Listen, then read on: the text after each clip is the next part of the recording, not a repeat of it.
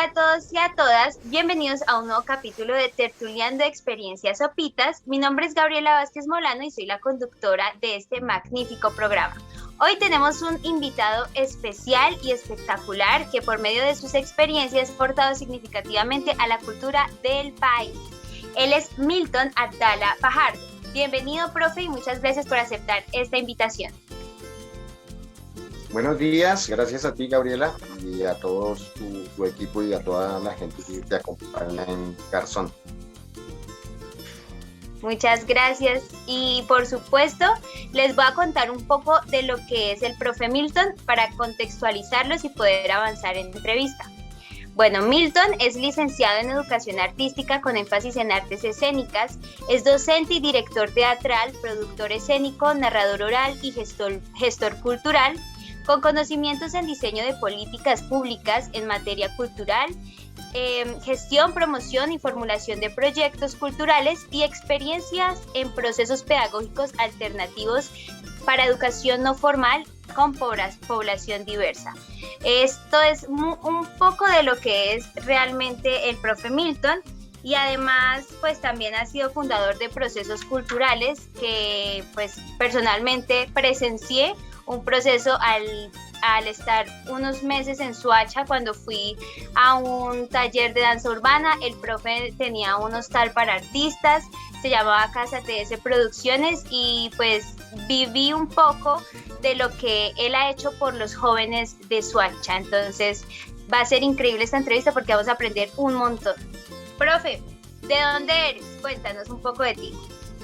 Bueno, yo soy registrado en Bogotá, o sea, mi registro civil y casi que toda la vida he estado en Bogotá, pero yo digo que uno no es de donde nace, sino donde lo hace.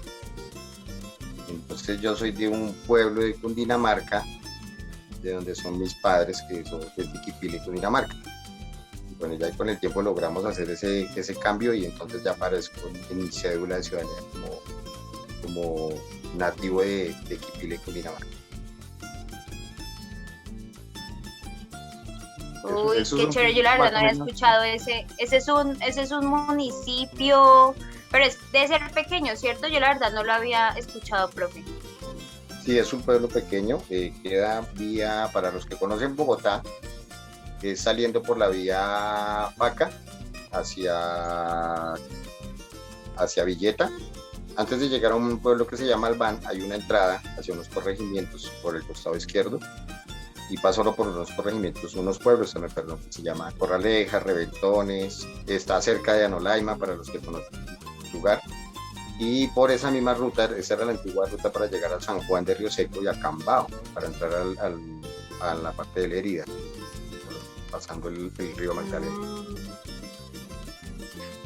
Ya entiendo, profe. ¿Y hasta qué edad viviste en ese pueblo, en ese municipio? Bueno, pues lo que te decía, a mí me hicieron allá y como a los 4 años me trajeron para Bogotá y ahí hemos tenido intermitencias porque mis vacaciones recreacionales de colegio eran, de escuela y colegio, eran en la finca de los abuelos. Las dos familias de abuelos, por parte de mi madre y por parte de mi padre, son de ese territorio.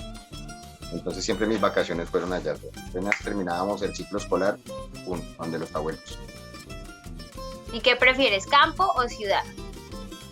Yo tengo un campesino reprimido adentro del corazón, del campo. O sea, la vida del campo es dura y para algunas generaciones fue muy dura. En las conversaciones que yo he tenido con mis familiares, por ejemplo con mi mamá, ella me dice pues, que la situación para ellos en ese momento en el campo fue muy difícil.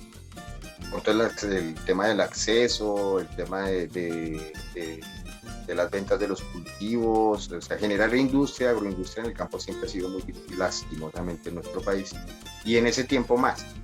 Ahora pues vivir en el campo tiene otras alternativas, porque también se puede uno encontrar alternativas como el turismo, alternativas como la cultura, bueno, todas las manifestaciones culturales, digamos que hay otras fuentes de ingresos que no obligan exclusivamente a vivir de la agricultura, que es un trabajo bastante duro. Sí, es un trabajo bastante arduo. Prefiero la calidez y la calidad de vida que genera, pues obviamente, el espacio natural. Sí, yo creo que uno también logra pues como que acercarse un poco más a la familia, a la naturaleza, por supuesto, hasta tiene más tiempo, no sé, en cambio en la ciudad como que se reprime un poco, pero pues por oportunidades a veces sí es importante. Profe, como sabemos, eres un señor, es que se me congeló un poco. Sigue y la vamos completando.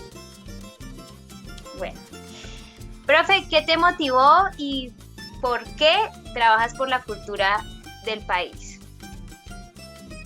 Bueno, a la edad de los 19 años, yo tomé la decisión, bueno, terminé mi bachiller y no sé si solamente me pasó a mí, pero fue algo que yo sentí mucho. Y es que cuando yo terminé, yo no sabía qué hacer. No sabía claramente qué hacer. Creo que es un gran reto para un joven de 19 años, 18 años, ya saber tener claro. Mis respetos para los que lo han logrado. A mí personalmente no me sucedió. Y entonces probé irme para el ejército y no me llevaron, me presenté 2 veces, afortunadamente no fui aceptado. Y yo trabajaba desde muy chico en varias cosas. Yo trabajé en diversas áreas, en algo que se llama, se me va el nombre, pero es la costura que le hacen a los zapatos cuando los cosen, guarnición de zapatería, haciendo hornos, zapatos desde muy chico, como desde que estaba en quinto de primaria, lavando carros los fines de semana en una bomba de gasolina, en algunas cosas, actividades de construcción, bueno, en diferentes cosas como para el rebusque. Y cuando cumplí 19 años, 18 años, terminando los 18 años, decidí irme a vivir con una persona. Entonces, en esos 2 años, entré en profunda reflexión y yo escribía. Para ese entonces había muerto mi hermano mayor. Murió lastimosamente en un encuentro de microfútbol en una de las localidades de Bogotá. Hubo un enfrentamiento con el equipo local y entonces eso terminó en una balacera y él perdió la vida en ese evento. Y para ese entonces yo ya me venía vinculando mucho al tema de la literatura, a leer bastante y a escribir bastante. Y ese, digamos, como que fue la fuente mía, digamos, de desahogo de muchas cosas y de empezar a interpretar el mundo, ¿sí? Desde otras voces. Y bueno, con la relación que tuve, pues la cosa también me dio la posibilidad de reconocerme. No soy muy bueno para la convivencia. Tuve la posibilidad de estar ahí como 2 años en esa relación, pero no me fue muy bien. Por lo que te digo, yo soy muy malo para la convivencia. Me sentía como preso. Entonces decidí romper esa relación y empecé a viajar por Colombia. Los primeros viajes que tuve la posibilidad por trabajos alternos fue Villavicencio.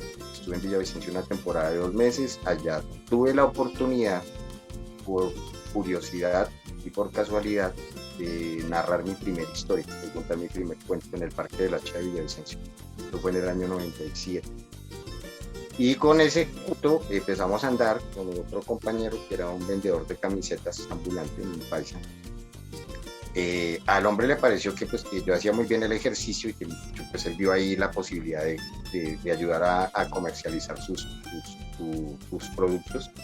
Y nos fuimos de correría por los llanos, 7 meses, duramos aproximadamente, ya 2 meses en Villavicencio, en total fueron 9. Y eso me enseñó muchas cosas, porque tuve la posibilidad de compartir con el campesino, el arriero llanero, los indígenas de Puerto Gaitán, los sicuanes, bueno, muchas historias y muchas cosas. En el viaje, pues digamos, el afectado fue mi amigo que me invitó a recorrer, porque yo solamente me sabía un cuento. Me lo había aprendido de un capítulo que había visto en Señal Colombia, de una entrevista a un maestro que yo respeto y admiro mucho, y por ese personaje di como el primer salto de decir, oiga, yo también puedo contar historia. Un maestro vallecaucano, pues, es cuentista y escritor, cuentero también, narrador, se llama Jaime Riasco. Él había narrado un cuento de otro personaje que en ese momento no me acuerdo del autor, se llama Los Deberes Infinitos. Y con ese cuento íbamos de pueblo en pueblo y vendiendo camisetas, y así nos recorrimos y empezamos a alimentar. En ese proceso, ya cuando volví a Bogotá, dije, no voy a trabajar más. En esta misma lógica de lo que le enseñan a uno, que es el trabajo, que es pelarse el hombro, que es todo este tipo de cosas, que incluso va en contravía de lo que uno quiere hacer. y lo que te decía, no sabía, no tenía claramente, pero digamos este viaje me empezó como a despejar varias cosas, y entonces me fui por el lado del teatro, me fui por el lado de la narración oral, por la escritura, y empecé como a explorar desde el año 97. Wow, qué chévere. Y yo creo que sí es cierto que a muchos jóvenes, a mí me pasa, pues en este momento yo estoy viviendo eso de no saber qué, pero tengo muy claro que el arte es bastante interesante y creo que hace como de transporte para que muchas personas pues también como que le encuentren sentido a situaciones que les ocurren o circunstancias también que viven. Y pues háblanos un poco del viaje que tuviste, profe. Yo sé que viajaste, o bueno, recorriste parte del continente americano. Cuéntanos una experiencia significativa que sea inolvidable y que pues recuerdes con, no sé, con muchísimo amor o con un sentimiento bastante significativo. Bueno, hubo una experiencia en el año 2000, bueno, dos experiencias, ¿no? Yo tuve la posibilidad de hacer parte de los diálogos, de las mesas de negociación que hubo en el gobierno del señor Andrés Pastrana, el administrador público que habíamos contratado en esa época. Y estaban en estos diálogos con la FARC. Entonces hubo una mesa de negociación que fue como más o menos como 2.500 o 2.700 artistas populares de Colombia en Los Pozos. Esa experiencia fue muy significativa, pues porque fue ver que no estábamos, que el mundo del arte en Colombia no es solamente el barrio, ¿sí? Y los circunvecinos, ¿sí? Los municipios cercanos a Cundinamarca, que era por, digamos, donde nosotros nos desenvolvíamos, nos movíamos, y las experiencias que ya había, digamos, tenido con gente, digamos, de los llanos orientales. Pero ya ver, digamos, esas dinámicas de construcción conceptual, de la práctica cotidiana, del folclore, de todo ese tema de la tradición, todas estas manifestaciones en conjunto, ¿sí? En un sincretismo impresionante alrededor de una propuesta que creo que se sigue soñando todavía en Colombia, que es la paz. Entonces, ver y poderse uno relacionar con 2.700, 2.500 personas que están buscando ese horizonte a partir del arte, es una cosa muy interesante. Y decía, bueno, y si están todos estos artistas en el campo nacional, los que fueron, porque yo supongo que muchos no asistieron, ¿dónde están realmente los reconocimientos de todas estas personas que están trabajando a diario en los territorios y que lastimosamente la gente cree que son solamente los que ponen en las pantallas o ponían en las pantallas de la televisión en aquel momento, con unos reconocimientos a partir del jet y la farándula y todo esto, y cuando se están tejiendo cosas muy interesantes en el territorio nacional, desde el quehacer del arte, en todas sus manifestaciones. Esa fue una experiencia muy hermosa. Y otra que tuve con una conexión natural muy fuerte, tuve la oportunidad de ser parte de un equipo de trabajo para la para la Secretaría de Educación de Guainía. Me invitaron unos compañeros de una corporación que se llama Mascarada, trabajan en Bogotá. Y fue acercarnos a esas otras visiones de lo regional, la cosmovisión indígena de los Huinaves, de los Piratapuyos, y una comunidad indígena con la que tuvimos una cercanía muy fuerte, que son los Curripatos. Con ellos fuimos a conocer la región de Guainía, fuimos a conocer cerca de Puerto Inuriá, estuvimos en los cerros de Mavicure. Visitar los cerros de Mavicure para mí fue como haber vuelto a nacer, una cosa así. Es una cosa espectacular, es como cuando uno se enamora a la primera vez. Llegar a ese lugar y ver esas rocas tan inmensas en la ribera del río India es una cosa de tener que vivir. Eso es una purga emocional, es una purga espiritual. Esas 12 aquí en Colombia. No, qué chévere, profe. Y esos que fueron acá en Colombia, y es muy importante, yo creo que para todos los artistas tener una conciencia política también de lo que sucede, no solo acá, sino pues a nivel regional y también a nivel internacional. Cuéntanos otra experiencia significativa, pero en otro país, porque estuviste por varios países recorriendo. Bueno, en otro país, bueno, también, bueno, esas son difíciles, ¿no? Porque cada lugar tiene sus sus especialidades, magia. sus particularidades y su magia, sí, tiene sus cosas muy especiales. Pero podría nombrar la primera vez, que como todo en la vida, la primera vez puede ser buena o mala. Y La primera vez es especial, es especial. Ah. La primera vez tiene la mayor afectación, ya porque sea buena o porque sea negativa, pero esa nunca se olvida. La primera vez que yo salí del país fue para Venezuela. Estuve en Caracas y fui por consecuencia de ese tema de la gestión de ir buscando lugares, de ir buscando otros aliados, otras formas, de enriquecer nuevos lenguajes o complementar más bien esos lenguajes.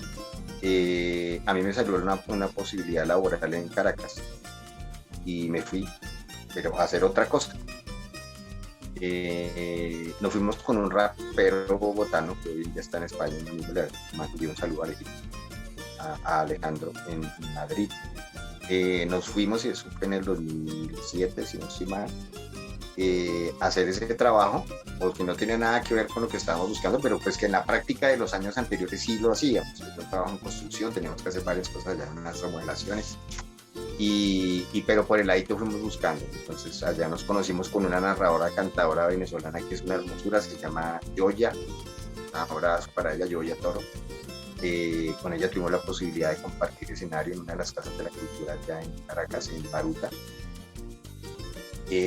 Tuvimos acercamientos con la gente, digamos, que estaba manejando todo ese tema de la transformación de los medios en Venezuela en ese momento. Era buscar el espacio de los medios alternativos, los de Telesur con una Ávila TV. Tuvimos la posibilidad de ver esos personajes que para nosotros eran nuevos en la escena, desconocidos para nosotros en aquel momento en el premio del rap. ¿Sí? Estaba Gabilonia, salió pegándose allá sus primeros, estaba haciendo todo su concurso. Conocimos un grupo llanero también, un grupo de rap que me hacía fusión con joropo, se llaman Dame Pa' Matarla. Eran una banda impresionante, instrumental de rap, pero muy, muy hermoso. Esa experiencia fue porque es como empezar a abrir los ojos, ¿no? Así, oiga, hay más cosas y hay otras cosas, claro, y empiezan a enfrentarse con cosas muy importantes como la gastronomía, las costumbres. Entonces como que dice uno, oiga, esto es muy diferente en mi casa, ¿sí? Y empiezan los primeros choques a decir, pues que aquí no lo saludan a uno como saludamos los colombianos. Entonces empieza uno a entender cosas que son asuntos culturales, que las manifestaciones culturales son propias de cada comunidad y de cada territorio, que no tiene sentido que todos seamos iguales, pues porque por eso el bosque nos da la primera regla de la sabiduría, es que ningún árbol del bosque se parece a otro aunque sea de la misma especie, tienen diferencias. Entonces no podemos pretender que culturalmente, ni académicamente, ni profesionalmente todos estemos alineados. Debemos aprender a vivir con esos balances, porque digamos que esa es la gracia de lo sociológico en el ser humano, ¿sí? Y de la vida en sí, realmente, esas diferencias. Tenemos que aprender a vivir con esas diferencias. No podemos pretender que porque yo hago el arroz con cebolla, todo el mundo lo debe hacer. Seguramente a alguien le gusta, perdón, a alguna persona le gusta el arroz con ajo, o le gusta sin ningún aderezo. Entonces tenemos una tendencia de estar cuestionando. Eso me di cuenta. Entonces empecé a descubrirnos en esos viajes qué somos los colombianos, digamos, cuáles son nuestros baluartes, cuáles son nuestras deficiencias culturales, algo que yo denomino como comportamientos culturales anticulturales, hablándolo en términos de desarrollo, y cuáles son esas representaciones, digamos, cuáles son esos reflejos que le dejamos al extranjero, ¿sí? Cómo nos ven afuera. Esa fue la primera puerta que se abrió para de ahí en adelante ya tener, digamos, como una conjetura más asertiva, como más elaborada en cuanto a los viajes que iban a venir posteriormente. Entonces esa fue impresionante. Entonces un saludo para los hermanos de Venezuela con los que tuvimos la posibilidad de compartir allá, con Juan, con Rafael, que hoy en día pues con la situación de Venezuela tuvo que salir de su país, está ahora con nuestros hermanos de Costa Rica, y un abrazo para todos los que conocimos acá, y tuvimos la posibilidad de compartir 4 meses y medio. Uy, qué chévere, profe. La verdad es que sí es cierto que cuando vivimos en una burbuja pensamos que todos deben ser como, como que estamos muy arraigados a la idea de los estereotipos, de que debemos seguir a un personaje y ser tal cual es esa persona, pero al salir de esta burbuja y más salir del país, porque dentro de Colombia también en cada departamento por lo menos tenemos una cultura totalmente diferente. Y al salir ya del país como tal, uno se da cuenta también como que empieza a hacer esa introspección y no solo de uno mismo, sino también de todo el país y de todos pues de todo el colectivo del cual hacemos parte. Profe, hemos hablado por los laditos, o no hemos hablado, pero sí nos has mencionado por los laditos algo de política. La política y el arte, ¿cuál es la relación de estos dos y qué debemos entender nosotros los jóvenes y actualmente en lo que vivimos, en lo que vive Colombia, los jóvenes artistas, qué debemos entender acerca de la política y el arte? Bueno, yo creo que hay una cosa que está implícita en el arte y es que el arte es político. O sea, las determinaciones dentro del conjunto de la sociedad, las decisiones son políticas. El de decir, por ejemplo, yo no hago un ejercicio proselitista, que es diferente a hacer un ejercicio de proselitismo, es diferente a hacer una campaña electoral. Por eso hablaba de las manifestaciones culturales, según el planteamiento teórico y práctico que hace una socióloga mexicana, Lucina. Ella habla en la asamblea del Banco Interamericano de Desarrollo en el 2007, más o menos 2006 en Medellín. Ella hablaba de esto, decía, nosotros estamos empezando a dimensionar la cosa y la estamos entendiendo. Que la cultura no es una herramienta, que la cultura no es un método, no es un modelo, no es etcétera para el desarrollo, sino que es el desarrollo en sí mismo. Es decir, que la canasta que tiene todo ese compendio, ¿sí? Incluso lo político está dentro de la canasta de la cultura, ¿sí? Porque no es lo mismo el comportamiento de un político, ¿sí? En Colombia que el comportamiento de un político en Italia. Digamos que obedecen, digamos, transversalmente a una serie de ejes, digamos, homogéneos por conducto, digamos, semántico y gramático de la política. Es decir, eso tiene un significado. La política se creó para generar herramientas, ¿sí? Y que obedezcan políticas, leyes que obedezcan a resolver las necesidades colectivas. Eso es la política, ¿sí? Ya cuando eso pasa a otras esferas del negocio y otras cosas, pues ya eso tiene otros tintes, ¿sí? Eso es lo que podríamos denominar como la corrupción, es decir, porque se rompe en sí la esencia plena de lo que es el ejercicio político. Y el arte tiene mucho de eso. El arte, cuando tú haces un performance, está haciendo una acción social y la acción social está dentro de lo político, ¿sí? Cuando tú haces un planteamiento, digamos, de una puesta en escena donde estás cuestionando algo del sistema, estás haciendo una postura política. No estás haciendo un ejercicio proselitista, no estás haciendo una campaña electoral, pero sí estás tomando una postura. Incluso decir yo soy apolítico es una posición política. Ahora, ¿qué pasa? Tú me preguntas que por qué es importante. Es importante no solamente para los jóvenes artistas, ¿sí? Para los viejos artistas, es importante para todo el conjunto de la sociedad tener claras cosas fundamentales dentro del ejercicio de lo político, ¿sí? Por ejemplo, dentro de nuestra Constitución del 91, en el título 1 hay un compendio de 10 artículos que se llaman los principios fundamentales. Título 1 tiene 10 artículos que son los principios fundamentales. Eso es algo así como para llevarlo a lo analógico, como que es la estructura, ¿sí? Es la cimentación y la estructura de un edificio, ¿sí? Ya los demás artículos le van poniendo el resto, ¿no? Que las ventanas, que los vidrios, que el techo, etcétera, que el decorado, que yo lo quiero de este color, que lo quiero el otro, que porque esta región de allá es más alegre, entonces la vamos a pintar de colores caribeños, que esta de acá abajo es un poquito más frío el clima, entonces nos vamos a poner una ruana. Esas cosas empiezan a ser complementarias, ¿sí? Porque son las necesidades. Pero lo fundamental se puede entender en las palabras de Chespirito, de Roberto Gómez Bolaños, como lo urgente. ¿Qué es lo urgente? Lo urgente es lo que nos mantiene vivos.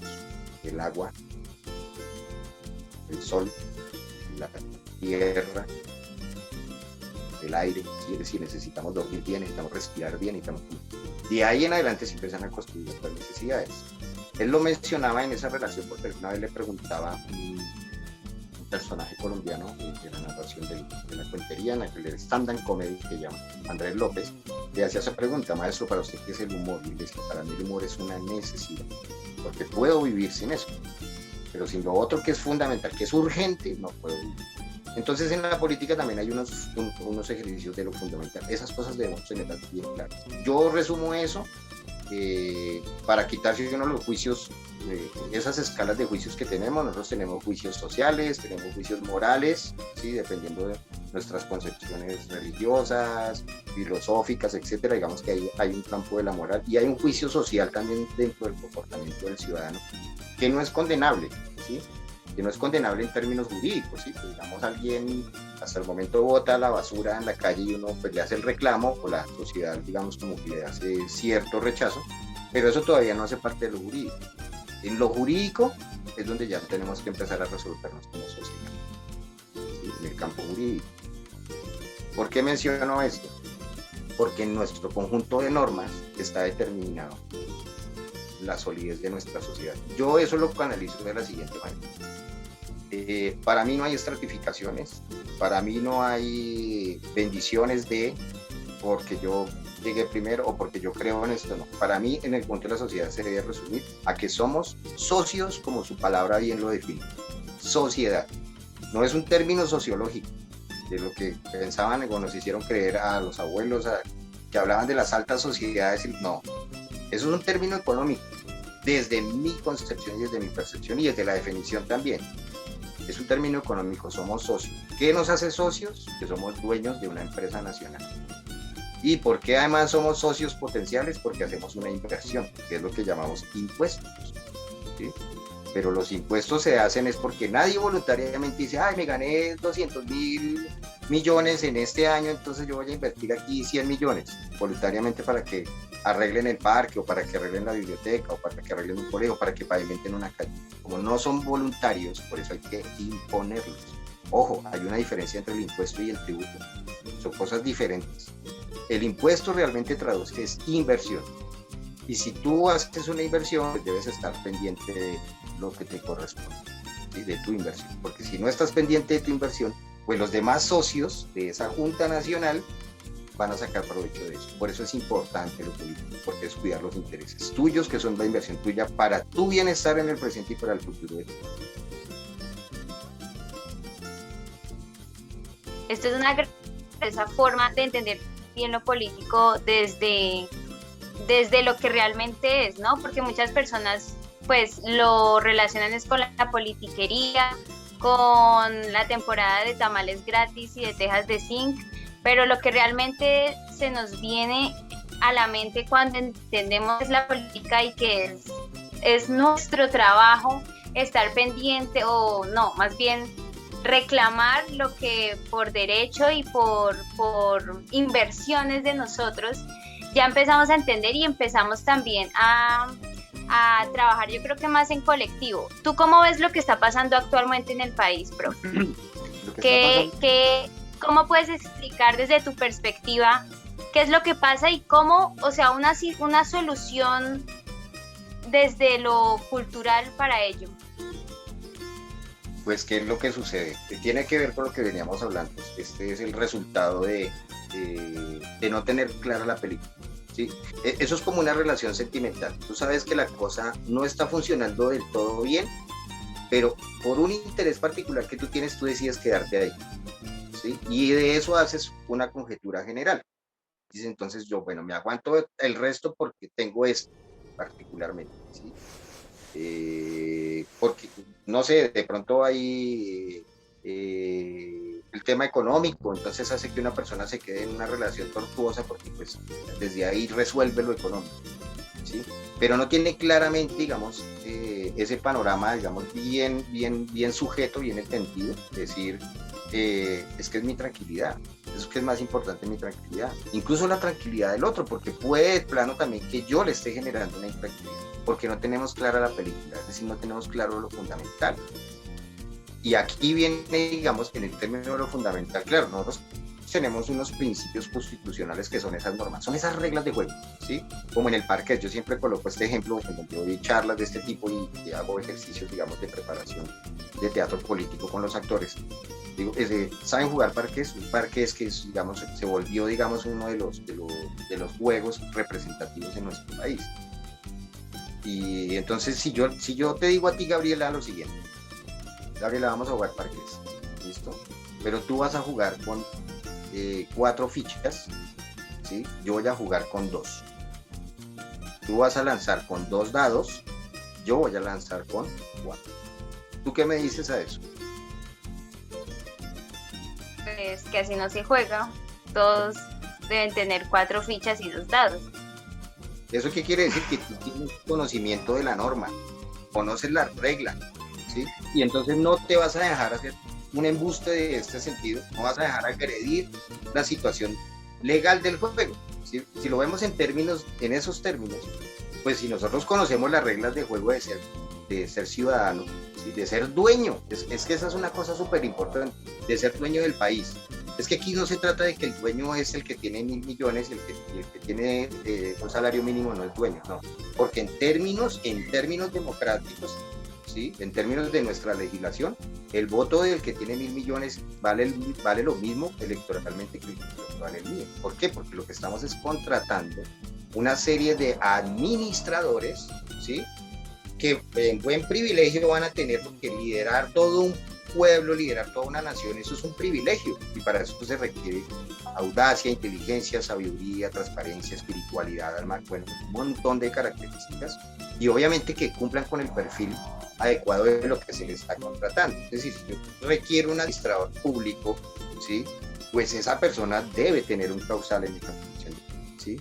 Porque tenemos la idea, o hemos tenido la idea históricamente, de que es el gobierno, de que es los que van a mandar, no. Y decía, no sé si lo alcanzaste a escuchar, el voto del que tiene 100.000 millones vale lo mismo que el que tiene un salario mínimo.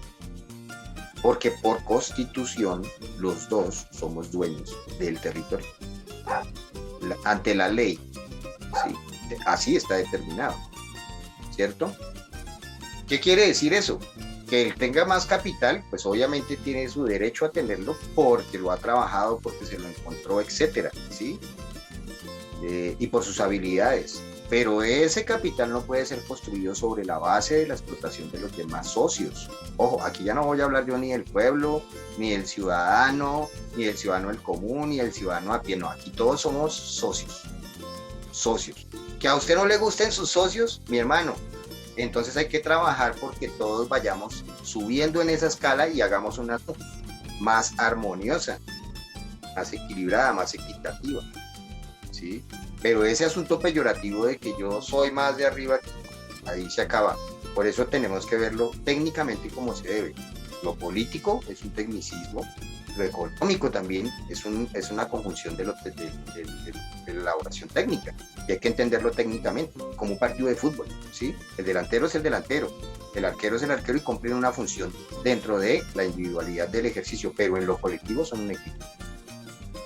Todos son un equipo. Habrán algunos que por su representatividad o porque estéticamente son mejor dotados según la moda, etcétera, y pues les van a hacer unos reconocimientos extras y les van a pagar más por su ejercicio y su disciplina incluso también, porque aquí también entra a ver eso, ¿no? La disciplina no solamente es hacer parte de la sociedad, sino también, bueno, es mi labor dentro de, pero si yo no hago al ritmo que hacen los demás, no quiere decir que a mí no pertenezca a nada. O sea, esas frases peyorativas de trabaje vago y todo lo quieren regalado, ahorita no, espera un momentico, porque es que esto nos pertenece y somos socios y estamos invirtiendo. Y mi familia invirtió, y mis abuelos invirtieron, ¿sí? Todos hemos invertido en este país. Entonces, ¿dónde está el recaudo de esas inversiones? Empresarialmente y económicamente tenemos que verlo de esta manera. Uno invierte para ganar, para sostener, ¿sí? Entonces, ¿dónde está el recaudo de todos? Creo que lo que está sucediendo ahorita es que, sin verlo de la manera que yo lo estoy planteando, la gente sí siente que hay algo que no está bien, que no está funcionando bien, que si tú pides una cita a una EPS y no te la dan. Yo hoy casualmente vengo hace como un mes y medio pidiendo una cita para mi madre y me están ofreciendo una cita de teleconsulta y tampoco la hacen. Esta mañana tenían que llamarla ya a las 7 de la mañana y nos quedamos esperándola y se está pagando, ¿sí? Y no se está funcionando. La gente está sintiendo todo eso. El campesino, las tierras se están perdiendo porque los cultivos no dan el margen de ganancia, ¿sí?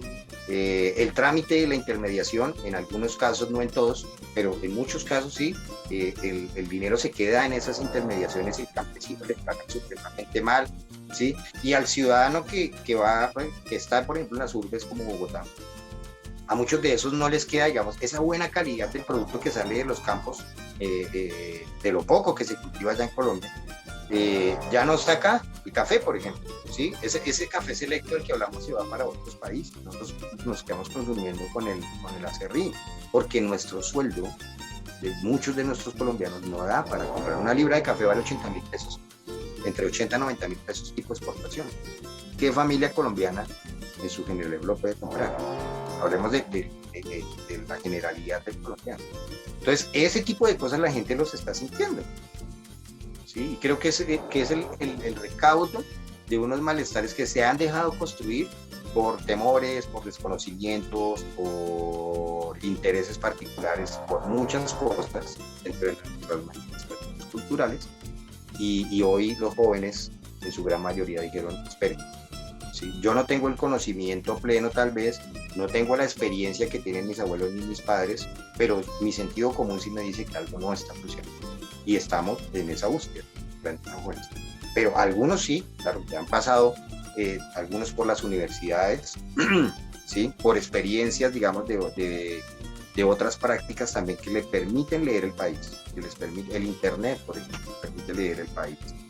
El asocio con otras organizaciones de otros países, ¿sí? Hablo de organizaciones ¿no? de artistas, de médicos, de matemáticos, de ajedrecistas, de todo, donde yo tengo unos vínculos de la práctica y estoy explorando otro tipo de conocimientos y me voy dando cuenta que algo no está funcionando.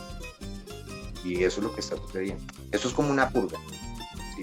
Como cuando uno siente que hay un malestar en el estomacal o algo y entonces le dicen a uno, tómese una agüita romántica, porque se necesita restaurar ese sistema. Eso es lo que creo yo que eso es lo que está sucediendo y no podemos negar. Hay otras cosas también de fondo que son más fuertes, pero si quieres las vamos a conversar en el desarrollo. Sí, yo creo que sí se siente ese despertar colectivo realmente. Y también pues he participado en algunos espacios donde no tenemos el conocimiento de lo que ha pasado realmente en la historia de Colombia, muchos jóvenes y me incluyo, porque esto sí es realmente importante, como tú decías, conocer la película, donde uno sepa, digamos, las reglas del juego, aprende a jugar en Colombia, aprende a reclamar lo que por derecho es de nosotros. Y lastimosamente eso es lo que también en las instituciones educativas no están enseñando, en los colegios se quedan a medias con este tipo de información y pues de pronto sensibilizar a la comunidad o desde tu punto de vista artístico y político también, ¿cuál es una de las soluciones para que más personas se animen también a aprender un poco más del país y a salir también a marchar y a parar por lo que nos corresponde? Bueno, yo creo que más allá, yo creo que sí, un objetivo nacional plantea un plan maestro, plantea así, una cosa promediada a 50 años, ojalá 100, ¿sí? Bueno, ¿qué va a pasar con Colombia dentro de 100 años? ¿A dónde queremos llegar? ¿Qué tenemos? Hagámonos un inventario nacional de todos los potenciales, tanto en el recurso humano como en nuestros recursos naturales. ¿Qué tenemos nosotros? ¿Cómo estamos en la región? ¿Qué necesita el resto del mundo de nosotros y qué necesitamos nosotros? Y construimos un objetivo común. Y para llegar allá necesitamos educación, obviamente ajustada a ese objetivo común, ¿sí? Pero porque nosotros tenemos un puro desorden también interno de todas nuestras líneas políticas, nuestra política económica. Entonces, la ley del emprendedor, ¿sí? El emprendedor que pueda, sálvese y saque su negocio adelante como pueda, solo, desde la individualidad, ¿sí? Y entonces luego lo van a sacar en la revista, el mejor empresario de Colombia, después de haberse luchado sin necesidad, porque si hacemos un ejercicio sensato, si hacemos un ejercicio sincronizado, podemos sacar adelante muchas de nuestras políticas. Mira, de educación, ¿no? Entonces yo tengo un colegio que es psicopedagógico, bilingüe colombo-japonés, y el otro es colombo-alemán, y el otro es inglés, y el otro es británico, español, así. Y entonces, claro, está bien tener esas ofertas, pero cuando no tenemos un objetivo nacional que nos permita llegar hacia allá, ¿sí? Es decir, vamos a llegar allá como nación, como empresa nacional, ¿sí? Claro, podemos verlo también en términos, digamos, como lo vemos los artistas, un poco más amoroso, más sensible, ¿sí? Porque de pronto la gente dice, no, pues que como así que una empresa, si este país, claro, nosotros tenemos unas manifestaciones culturales, y eso también nos permite generar unos réditos, ¿sí? ¿Por qué los muchachos no tienen la posibilidad de vivir de la música en su mayoría? ¿Por qué no pueden vivir del baile? ¿Por qué no pueden vivir de la pintura? ¿Sí? Hay que salir del país, ir a hacer otro tipo de negociaciones afuera, comercializarse individualmente o pertenecer a unos gremios elitistas de la política para poder ejercer. ¿Sí? Si es que de todas maneras nosotros necesitamos también una cosa que es el nutrir nuestra alegría y nuestra felicidad. ¿A qué joven no le gusta deportes, patinaje, natación y ser representativo? ¿A qué joven de Colombia no le gusta, si su espíritu se lo permite, ¿sí? y su don de la vida se lo da, empuñar una guitarra, tocar una quena, tocar un charango, un cuatro, hacer una coreografía tradicional o hacer una coreografía contemporánea desde la danza, ¿sí? Plantearse un momento feliz desde el teatro? ¿Por qué no? Todo lo tenemos que convertir en réditos económicos. Y los réditos económicos también los generan otras áreas de nuestros recursos, que son nuestros, son de todos. Por eso insistía en la palabra sociedad. ¿Qué consejo, digamos, se puede dar de eso? Yo creo que los jóvenes, por ejemplo, hoy en día están muy sintonizados con esa idea, y hay que alimentar la regla. Hay que conocer las reglas del parque constitucional. Tenemos que empezarlas a ver, a determinar, a analizarlas, ¿sí? ¿Qué es un Estado? ¿Qué es social? ¿Qué es de derecho? Es decir, ¿qué es un Estado social de derecho? El título 1 mismo es que en el solo primero, si lo analizamos conscientemente, estamos corchados como nación, porque habla de que todas las organizaciones, ¿sí? Desde el Estado central y todas las divisiones, ¿sí? Partiendo de que somos un Estado social de derecho, propenden por procurar la dignidad del ciudadano colombiano. Y yo me pregunto y les pregunto a los que me escuchan, todos los ciudadanos en Colombia viven dignamente. Y entonces partamos también por definir qué es dignidad. ¿Sí? Dignidad es tener una chequera todo el tiempo activa, ¿sí? O que nuestros muchachos puedan salir a un parque tranquilamente a jugar y a divertirse, y puedan caminar por una calle tranquila, puedan ingresar en términos generales todos a la universidad, porque es muy diferente ingresar a la universidad y decir, no me gustó y me voy. No puedo, eso no es lo que me corresponde, ¿sí? Y otra cosa es quedarse uno con la frustración de decir, yo nunca pude ir a la universidad. ¿Qué estamos generando? Estamos generando una zozobra, una angustia, unos réditos de tristeza dentro de nuestra nación. El arte, por ejemplo, en general permite ese tipo de cosas. Cuando un chico va a una clase de teatro o a una clase de música, dice, no, miércoles, pues la guitarra me gusta y todo, porque los videos de los 80, del hard rock y todo esto, pues como que me dio una imagen de felicidad y de adrenalina y tal, pero pues realmente yo no soy tan disciplinado y no tengo esa motricidad para aplicar la guitarra, pero podría ser un DJ, ¿sí? Pero podría ser un escritor de música, podría ser la gramática musical, o podría tener un sello discográfico, ser un productor, o simplemente voy a tener las herramientas necesarias para poder entender el fenómeno de la música como arte, ¿sí? Y de compartir en esos escenarios también tengo la posibilidad de escuchar al otro, ¿sí? Es que hay unos impactos sociales muy interesantes. Entonces no debemos negarnos esas posibilidades, esas cosas de nutrir las manifestaciones culturales, obviamente que propendan pues, por el beneficio colectivo, deben tener en cuenta. No pueden ser satanizadas como el vago, como el de qué va a vivir usted. Sí, pues suena, digamos, un poco fuerte lo que voy a decir, pero si una familia le dice a un joven, voy a hablar de mi caso personal, en mi familia, entre los dos bandos, entre los de mi papá y los de mi mamá, el único que se dedicó a hacer arte fui yo. ¿sí? Eso es en La Mancha, ¿sí?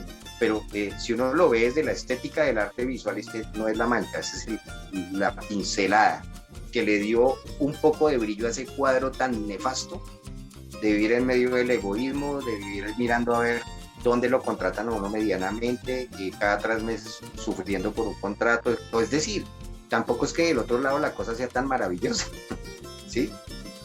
¿Sí? Tener, digamos, como ese afán solamente por el tema. Hay que darnos espacio para vivir. Y en eso yo creo que los jóvenes nos han enseñado siempre. Yo recuerdo cuando estaba muchacho, que uno se va para el teatro sin un peso, que uno se puede hacer su obra de teatro con pocos recursos, que arma sus coreografías. Es decir, para soñar ese tipo de cosas, creo que el dinero no es inicialmente lo primordial. Cuando yo ya quiero hacer otra cosa que es profesionalmente una cosa mucho más elevada, técnicamente hablando, pues ahí sí ya requiero otra serie de elementos, digamos, que le den el valor de espectáculo, ¿sí? De puesta en escena a ese ejercicio que preliminarmente no es nada más maravilloso que compartir con el otro. ¿Sí? No tiene pretensiones estéticas, no tiene pretensiones comerciales, sino simplemente compartir y construir con el otro. Ya los que damos el paso para el otro lado, que decimos queremos vivir profesionalmente esto, pues empezamos a adquirir el kit de herramientas, que es donde ya empiezan a hablar de lo económico. Entonces, nada, esto creo que es de analizarlo. Hay muchas ganancias. Recientemente hablaba con unos compañeros de Pereira, ¿sí? de Medellín, bueno, con amigos de diferentes regiones del país. Nos hemos estado estas charlas así muy personales de hacer un análisis de cuáles son las ganancias de esto. Y esto nos deja varias ganancias, muchas ganancias. Entre esas, yo creo que, por ejemplo, frenar las reformas no es una ganancia realmente, políticamente hablando. O políticamente hablando no es una ganancia, porque no estaban. Es decir, había el intento de meterlas, ¿sí? Como que usted tapó el gol, ¿sí? Pero eso no es ganar el partido, ¿cierto? Pero sí hay unas cosas que, a mi juicio, yo he visto en este ejercicio y me han fascinado. Una, por ejemplo, la aceptación de los pobres. O sea, históricamente desde el discurso han logrado que muchas de nuestras generaciones se avergüencen. Entonces nos decíamos indios patirrajados, que el guerrillero, que el ladrón, que el vago, que el mago, todo ese tipo de palabras peyorativas que se montan en los discursos para agredir emocionalmente al otro, para minimizar al otro. Y entre esos también la comedia, el chiste, por ejemplo. ¿Sí? El chiste no es tan chiste. El chiste puede descalificar a todo un gremio, puede descalificar a una persona. Puede incluso propiciar que a esa persona lo maten, lo aniquilen socialmente. Eso también merece un análisis bien fuerte, el conducto y el manejo de la palabra. Y creo que nuestros indígenas, por ejemplo, en eso sí la tienen muy clara y tienen un respeto muy profundo desde el discurso y desde el diálogo. Son muy prudentes, tenemos que ponerle mucha atención a esa forma de dialogar, a esa forma de acariciar con la palabra, pues, que es en conjunto todas nuestras comunidades indígenas. Visibilizar las comunidades indígenas en su totalidad, más allá del show mediático para un en serio del universo, una vista, el poderlo visibilizar como parte de nuestra sociedad. Es decir, que hay una aceptación, ¿sí? De mayorías, de que esas comunidades son representativas y que son importantes en nuestro territorio, ¿sí? Y que de ahí venimos, además. Yo creo que el 97% o el 99% de colombianos, pues venimos de sus orígenes, afortunadamente, somos mestizos. Entonces, esas aceptaciones, ¿vale? Que son muy hermosas. Un pueblo, digamos que históricamente se ha movido en la idea de eludir la tristeza, porque es normal, nadie quiere estar triste, nadie quiere estar aburrido. Entonces la eludimos con prácticas como el fútbol, que hoy en día los jóvenes en general, de muchas de las barras, casi todas, decirle no a un evento que pretendía tal vez desviarnos de lo que es importante en este momento, decirle no, eso quiere decir que nuestra forma de ver las cosas y de pensarlas, o de sentir por lo menos, ha cambiado. Eso es muy importante valorar, ¿sí? ¿Qué otra ganancia? El reconocerle al otro su esfuerzo, ¿sí? Hay personas que no, obviamente se sienten agredidas con el tema de los jóvenes estén marchando y bueno, todo esto tienen que ver los medios también, la forma en cómo uno cuenta la historia, ¿no? Obviamente. Yo de mi lado, he estado, digamos, revisando juiciosamente el tema y yo digo, estos chinos son unos berracos. O sea, porque saber que al frente yo tengo un tanque, es que estamos hablando militarmente de otras dimensiones, un tanque, un arma que dispara bombas aturdidoras y ese tipo de cosas, y enfrentarme a eso, creo que lo que estoy pidiendo es un diálogo para que resolvamos, que haya un censo nacional donde quepamos todos, porque nuestra constitución lo exige. Es ahí, esa fue la regla que nos inventamos, ¿sí? Entonces, ¿qué es lo que estamos atacando realmente? Eso también me parece muy interesante, que los jóvenes demuestren esa fortaleza. ¿Qué otra cosa? La visibilización internacional de la neuralgia colombiana, ¿sí? Desde donde la quieran mostrar. La pueden mostrar de que es que son unos vándalos, otros la pueden mostrar que son unos héroes, ¿sí? Cada saca sus conjeturas, dependiendo de su capacidad y su interés de análisis. Pero lo que sí es cierto es que el mundo entero se dio cuenta y sacarán sus análisis, depende de su fuente de información, de qué es lo que está sucediendo en Colombia, ¿sí? ¿Qué pasó con la alacena de Colombia? ¿Dónde está la plata de la telefonía? ¿Dónde está la plata del Serpón? ¿Dónde está la plata de los hidrocarburos, del petróleo, etcétera?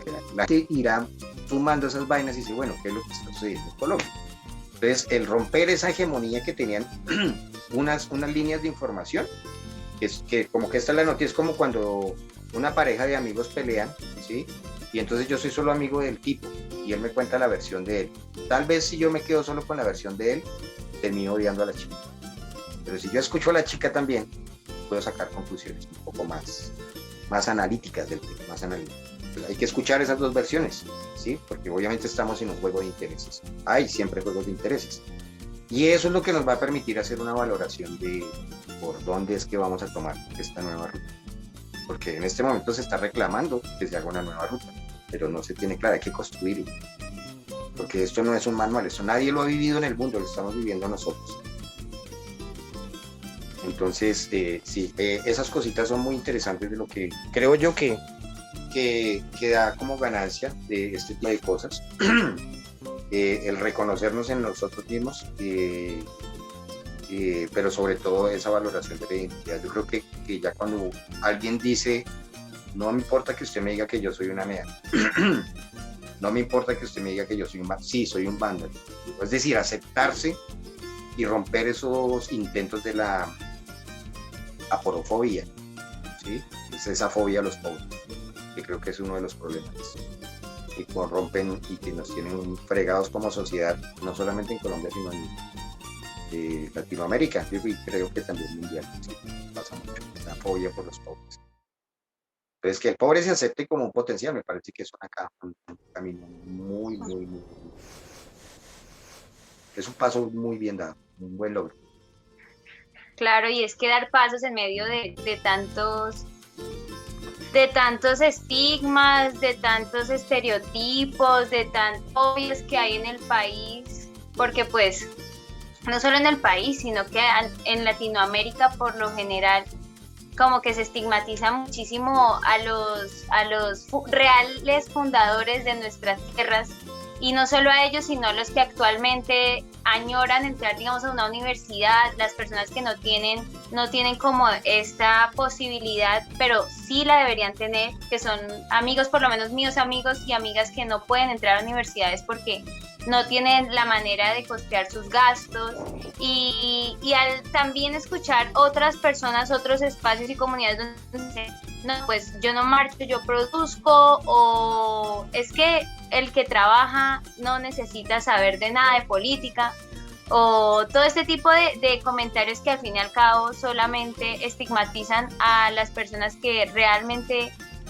ya van conociendo un poco más de la historia y de lo que realmente necesitamos y de lo que merecemos. Entonces, yo creo que sí, también coincido contigo con que vamos por un buen camino, podría decirse. Vamos por lo menos despertando de este sueño que tenía que Colombia hace muchos años. Es necesario como espacios de diálogo en los cuales podamos enriquecer nuestro proceso educativo. Por lo menos acá en mi municipio hay un movimiento, hay una organización de jóvenes que está haciendo pedagogía por las calles, digamos que van a la galería, hablan con los campesinos o hablan con las personas que van a comprar productos del campo o bueno.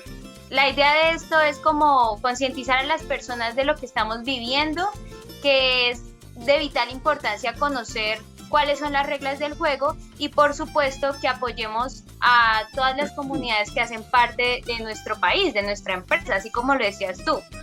Porque sí es cierto que hemos vivido por mucho tiempo estigmatizando comunidades que lo que realmente quieren simplemente es vivir, es el simple hecho de vivir, yo creo.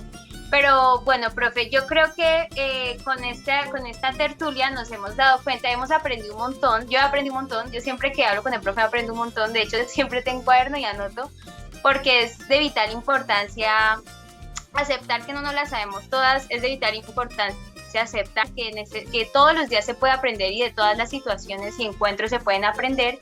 Y también nos queda un trabajo a todas las personas que están aquí viendo y también personalmente, de ir a investigar un poco, de ir a conocer de ir a ver la película de lo que está pasando y también de a concientizarnos un poco más, a investigar, a indagar, a no comérnosla entera, como dicen coloquialmente.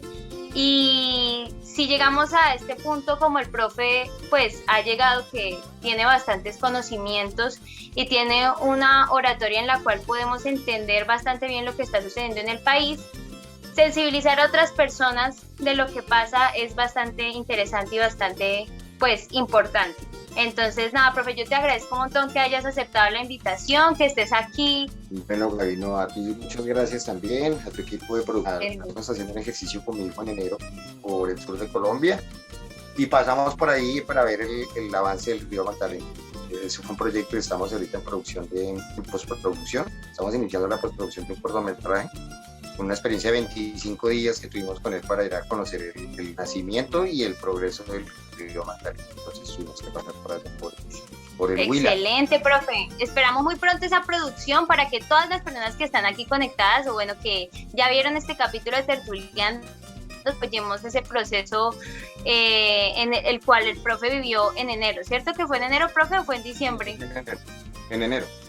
Eso fue del 3 de enero. Del 3 de enero al 29 de enero, al 30 de enero, más o menos. Súper, bueno, entonces todos súper pendientes. También, ¿cómo se pueden contactar contigo, profe? ¿Tienen de pronto, en qué proyecto estás trabajando actualmente? Como para seguir también tu trabajo. Bueno, actualmente está pues el último proceso que fue el que tú hablaste, que estuve fundando y estoy liderando en el momento, es Casa TS Producciones. Nos encuentran así en Facebook, Instagram, Twitter. Y mis redes son Agda la Palabra, con doble D. Agda la Palabra. Ahí nos encuentran. Agda la Palabra. Así que si les interesa pues saber un poco más del maestro, del profe, de Milton, ahí están las redes sociales para que sigan. Y por supuesto los invitamos a que se conecten todos los domingos a las 7 de la noche a Tertuliando Experiencias Sopitas y colombianas ahora. Listo, chao. Diga chao, profesor. Chao. Un abrazo, Milton.